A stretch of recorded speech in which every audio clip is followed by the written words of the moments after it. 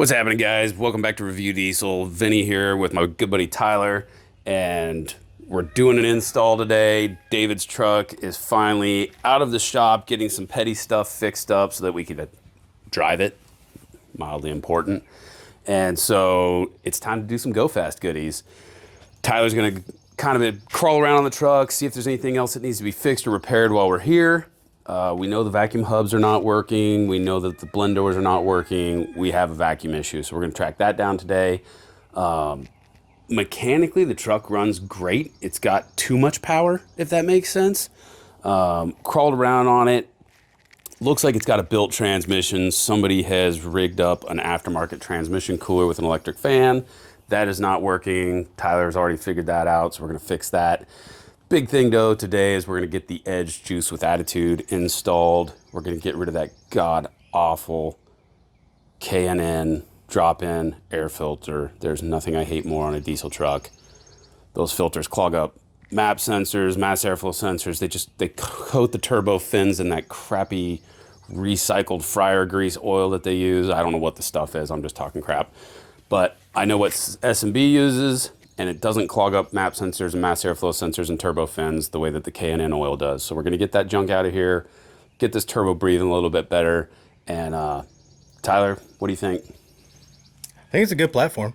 I think we have a good base here. $6,000 truck, guys. Yeah, I mean, you can't go wrong. You cannot go wrong with a second gen that runs great, has no blow by, barks the tires, and sucks you back in the seat with nothing done to it as of yet. So good, healthy truck. We kind of are suspicious that it might have a bigger set of injectors in it because it does oral the coal. So we're going to try to clean that up with some tuning.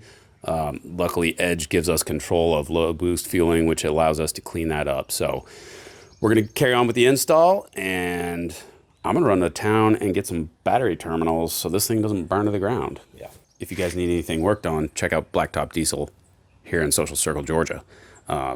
Tyler and I worked together at the last shop that I was with, and when I left, he left, and his best friend left, and so tried going to another shop, and Tyler just realized he's a whole lot happier doing things on his own, not having somebody else barking at him, telling him what to do, when to do it, how to do it. So we're supporting Tyler because he's a good friend, not because he's the cheapest guy in town. That's not why we do business with friends. So if you need a good diesel mechanic, somebody close by, you don't want to drive over to Covington or Monroe, Tyler's right here in Social Circle. Check him out.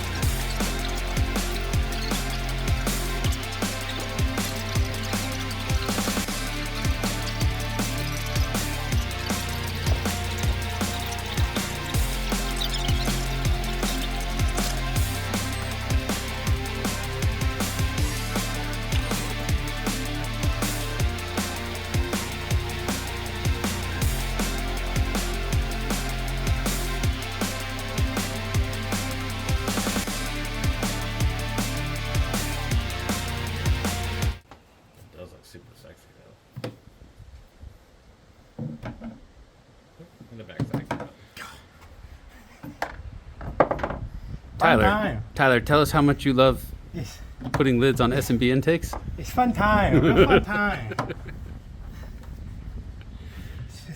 If Tyler's pastor is watching this, very proud of this young man.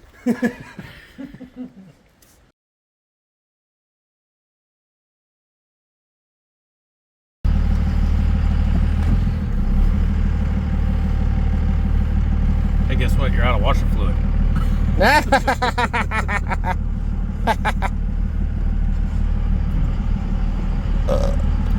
Love that green steering wheel, boy.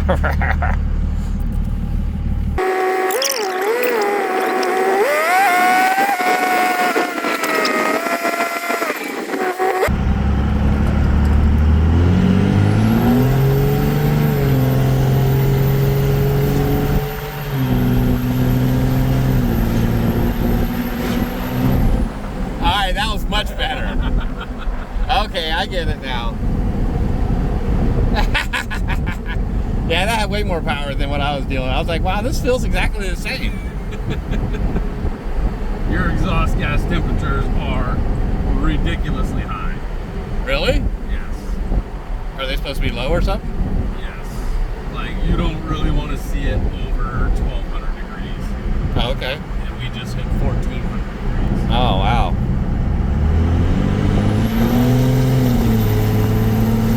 Oh yeah, she's spicy.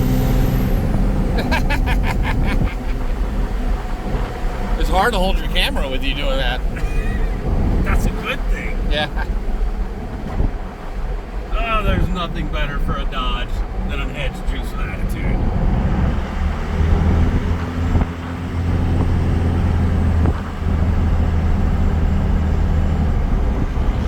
This is level 7. And the transmission feels really good. I mean, this son of a bitch is hauling ass, boy. Yeah, it is. I think we got a good one. Yeah. We just gotta be careful of that back left tire. Right?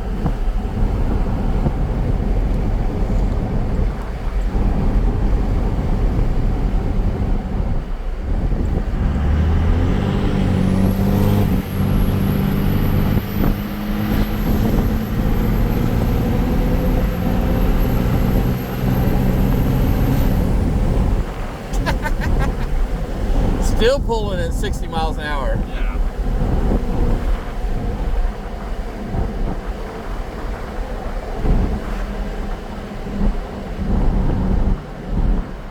Oh, you turned the overdrive off? Yeah, it'll. Did you feel how the converter didn't lock up right there? It was kind of like, Yeah, yeah. It's because the converter wasn't locked, so now it'll lock the converter a little more aggressively.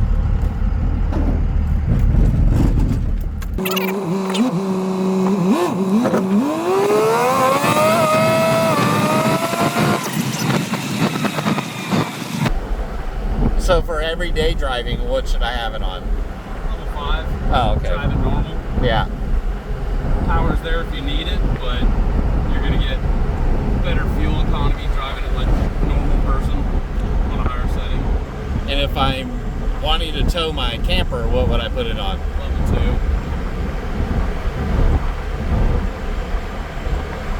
2. So each level has a function? Yeah, so it's like level 0 is stock, level 1 is